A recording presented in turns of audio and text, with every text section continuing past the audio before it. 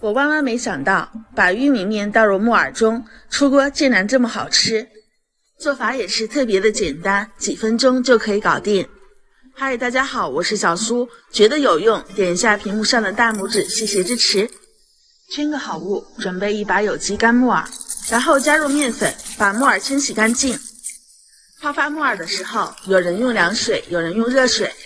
今天小蘇就給大家分享一個快速泡發木耳的小技巧。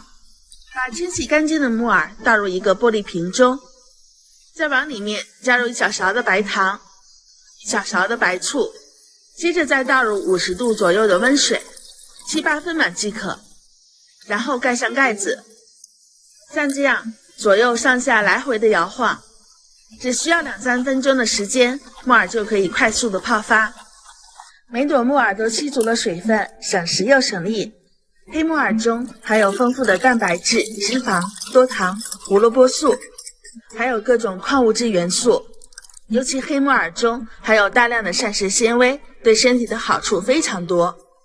木耳再次清洗乾淨之後，我們倒入1碗玉米面粉，然後抓拌均勻，讓每一朵木耳上都沾上玉米面粉。把玉米面和黑木耳放入鍋中一起蒸一蒸。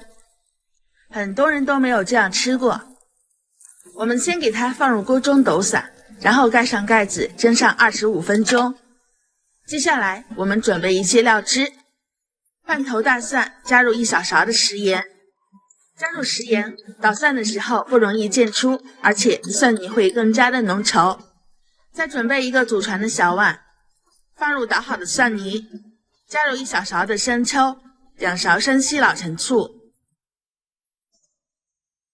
，1小勺香油提香，1勺蚝油提鮮，1勺低卡白糖增加複合味，再來60毫升的純净水。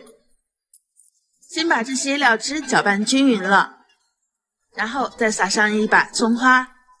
喜歡吃辣的朋友可以加點小米辣。時間到了，關火之後不用燜鍋，直接裝盤盛出。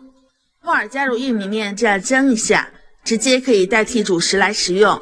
您可以蘸上這非常開胃的蒜水蘸汁，也可以倒進來拌好直接吃，既是主食也是菜，特別適合夏天沒有胃口的你。喜歡就收藏起來試試吧，我們下期見。